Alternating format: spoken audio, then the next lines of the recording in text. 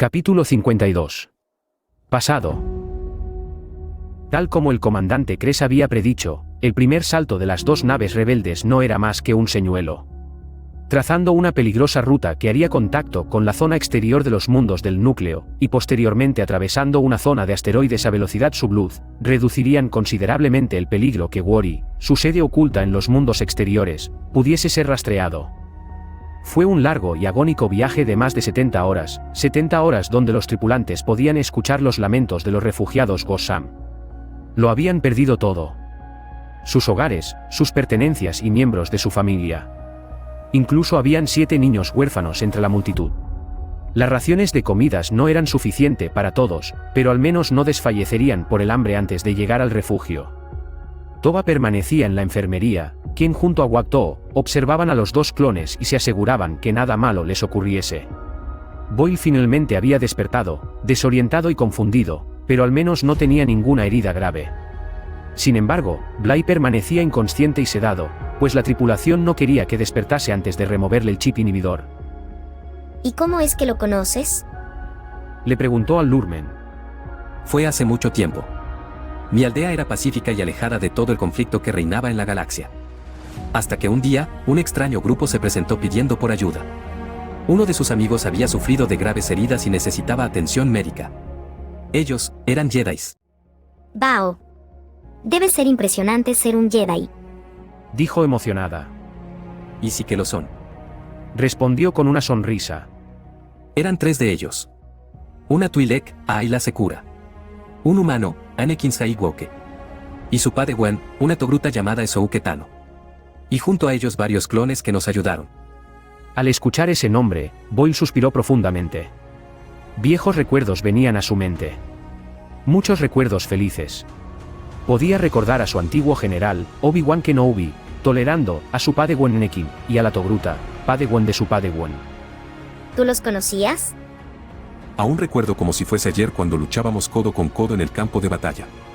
Mi general Obi-Wan Kenobi no solo nos guiaba, sino que tenía que lidiar con las ideas locas de su padawan, Anakin y la joven Ahsoka. Rió con fuerza. Los 3 formaron un lazo único, como 3 generaciones de abuelo, padre e hija.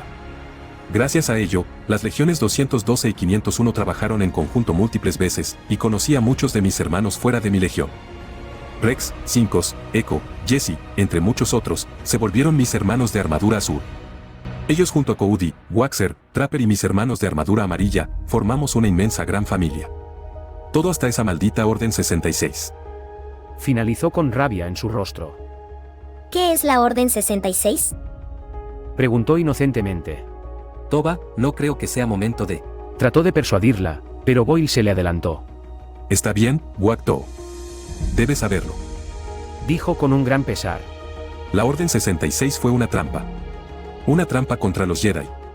Una trampa que nos usaban a nosotros, los clones. Cuando vimos la figura del emperador mostrarse en nuestros holoproyectores, no pudimos contenernos. Todos nosotros, cada uno de los clones, nos viramos contra nuestros propios generales Jedi. Nuestros padres, y disparamos sin siquiera poder resistirnos. La historia de Boyle se hacía cada vez más oscura y sin percatarse, su rabia y frustración florecían sobre su piel. Cada palabra que decía lo volvía más furioso, como si una antigua ira enjaulada dentro de su pecho quisiera escapar. Toba y Wakto no podían hacer más que mirar asustados. Nuestros cuerpos se movían solos. Por unos segundos, tuvimos cientos de recuerdos falsos. Creíamos que nuestros generales Jedi no eran más que tiranos, que nos trataban como simples herramientas, y que esa orden era la única opción para salvar la galaxia. Por un tiempo lo creímos fervientemente, pero cuando descubrimos que todo se trataba de ese maldito chip en nuestras cabezas, todo se nos derrumbó. Vi con mis propios ojos como decenas de mis hermanos decidieron dispararse a la cabeza ante la desesperación. Saber la verdad de nuestros actos nos marcó para siempre. El día que removieron el chip de mi cabeza pude verlo todo con claridad. Recordé todos esos momentos, y todo lo que había hecho. De no haber sido por Rex. Yo. El clon no pudo contenerse más.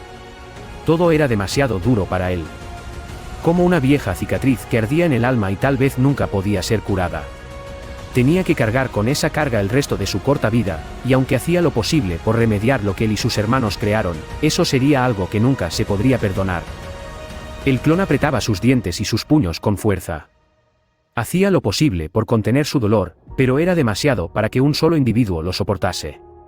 Y solo cuando sintió unas pequeñas manos sobre las suyas, pudo volver a la realidad. Con sus ojos llorosos se viró hacia Toba, quien agarraba sus manos con fuerza a pesar de su corta edad, y con lágrimas brotando de sus enormes ojos negros le preguntó: Eso no pasará de nuevo, ¿verdad? ¿Ya nunca más tendrás que sufrir por eso? El clon recobró algo de fuerza para calmar su espíritu y respirar profundamente. Alzó la mano y secó la lágrima que corría por el rostro de la pequeña, y con dulce voz le respondió: No. Pequeña traviesa. Nunca más. Los tres presentes se calmaron un poco, y unos largos segundos de silencio permitió calmar los ánimos antes que Boyle tomase la palabra. Oh. Mis disculpas, Wakto. Interrumpí tu historia. No te preocupes por eso. Después de todo, no es la gran cosa. Sí lo es. Por favor. Quiero saber el resto. Muy bien. La maestra Sekura y la joven Tano se presentaron en la aldea junto a un clon. Blai. Pidiéndonos ayuda para salvar a un amigo herido. Ese era Anakin, el cual estaba muy herido y no podía moverse. Junto a él se quedó Rex, su comandante bajo su cargo. De hecho era capitán. Rex nunca quiso ascender a comandante. ¿No? ¿Por qué no? Porque la comandante de la 51ª era Ahsoka Tano. No entiendo. Sé que los droides nos llaman comandantes. Pero no sé qué significa. ¿Y cuál es la diferencia con un capitán? Esa es una larga explicación. En Wori con calma hablamos. Apartado de toda conversación se encontraba Ícaro, quien se mantenía conectado a la nave sobre la silla del capitán sin decir una palabra. Estaba absorto en sus cómputos, analizando todas las cosas que salieron mal durante su estadía en Felucia. Ignorando el hecho que no estaban preparados para enfrentar abiertamente a un regimiento imperial, y que la misión era inicialmente de búsqueda y rescate. Demasiados factores se escaparon de su alcance. Primero, la batalla combinando droids y seres orgánicos fue todo un desastre. Si bien los droids eran predecibles, los seres orgánicos se escapaban a su comprensión. No eran tan disciplinados y la mayoría del tiempo tomaban pequeñas decisiones por su cuenta. Puede que parezca una tontería que un soldado se encuentre a cubierto 2 metros más a la derecha de lo que él ordenó, pero dentro de la maquinaria de guerra que Ícaro tenía en su computadora, cientos de miles de estos pequeños cambios afectaban considerablemente el funcionamiento de sus estrategias. Había algo que no podía negar. Los orgánicos eran muy diferentes a los droids, y cada cual era un ser pensante. Sentían y decidían por su cuenta, aunque sus decisiones, por separado, no afectaban en gran medida el campo de batalla. Pero la rigidez mental del droid estaba diseñada para comandar droids que, pase lo que pase, no se moverán a menos que él lo ordene. Esta fue una dura lección que aprendió por las malas. De cierto modo, la pérdida de la unidad alfa y la guardia punitiva fue su culpa. No contó con que los refugiados se retirasen a la seguridad de los árboles, lo que dejó a los droids completamente solos, y por supuesto, se vieron superados. Esto era algo que debía tener en cuenta a futuro, pues los orgánicos apreciaban su vida ante todo. En segundo lugar, muchas de las fallas fueron producto a su propia actitud. La innecesaria discusión con Merane que provocó el accidente de Toba. Si bien la mujer pudiese no tener la razón, él, como droide de mente fría, debió mantenerse sereno y prestar más atención en el campo de batalla. Y su imprudente avance para recuperar a Toba costó la vida de muchos felucianos de la Resistencia. Otro error fatal. No sabía por qué había hecho tales cosas, pero sí sabía que las había hecho. Y que su núcleo estaba involucrado. En ambas ocasiones actuó por instinto, dejando de lado todo su procesamiento lógico. Ese fue un error fatal de su parte. Un error que tenía que corregir a toda costa.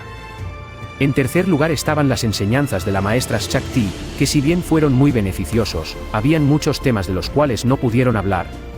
Pero el más importante era los midichlorians, esa extraña palabra que tanto rodeaban a los Jedi, y que por algún motivo, su creador había nombrado al núcleo que portaba en su pecho. Su búsqueda de la verdad apenas comenzaba, y su primera batalla real contra el Imperio fue todo un desastre con pérdidas catastróficas.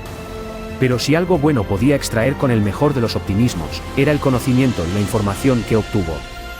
Ese conocimiento no tenía precio en ningún lugar de la galaxia.